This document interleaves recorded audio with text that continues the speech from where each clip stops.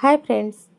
तर तुम्ही बघू शकता किती सुंदर असं हे पान आहे. माझ्या हातापेक्षाही मोठं असं झालेलं आहे. तर तुमच्या लक्षात आलंच असेल की हे आहे अळूचं पान आणि याचे छान अशा चविष्ट अळूवड्या आपण बनवू शकतो किंवा याच्या अळूवड्या बनवून त्याची भाजीसुद्धा करू शकतो. खूप चविष्ट अशा याच्या वड्या लागतात आणि खायलासुद्धा पौष्टिक असतात. तर त्यामुळेच मी माझ्या बागेमध्ये हे कंद आणून लावला होता आणि हे लावण्यासाठी आपल्याला एक मोठी कुंडी किंवा असा टब घ्यायचा असतो. मी इथे टब घेतलेला आहे आणि त्यामध्येच हा एक कंद लावला होता. तर त्यापासून कारण याच्या एक कंद लावलं तर त्याच्या साईडनं अनेक कंद तयार होऊन छान असे त्याचे रोपटे तयार होतात. तर त्यामुळेच आपल्याला इथे मोठी कुंडी किंवा टब घ्यायचा असतो आणि याची माती म्हटलं तर मी इथे हे जेव्हा एक प्लांट आणून लावलं होतं तर तेव्हा मी या टबामध्ये 40-60% माझ्या गार्डनमधील माती आणि 40% माझ्याकडे जे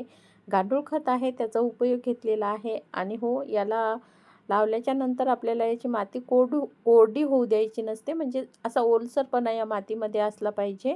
आणि याला दिवसातील 6 ते किंवा 8 घंटे याला सूर्यप्रकाश मिळाला पाहिजे, म्हणजे ही छान प्रकारे याच्या पानाची वाढ होते. आणि याला पाणी म्हटलं तर आपल्या किचनमध्ये जे आपण तांदूळ किंवा डाळी धुतो तर त्याचं जे पाणी असतं तर ते दिलं तर याची छान प्रकारे वाढ होते. म्हणजे याचे पानं खूप छान याचे मोठे मोठे अशा साईजचे पानं होतात. तर ते सुद्धा आपण याचा एक त्या पाण्याचा सुद्धा उपयोग घेऊ शकतो.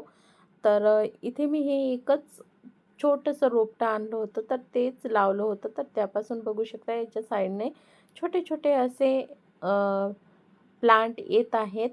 म्हणजे हे एक लावलं तर त्याच्या अनेक तयार होतात. तर हे पानंसुद्धा आता तोडण्यासाठी तयार झालेले आहेत, परंतु मी हे आज न तोडता मी उद्या किंवा परवाला याला तोडून घेणार आहे. तर थँक्यू. बाय. Happy garden.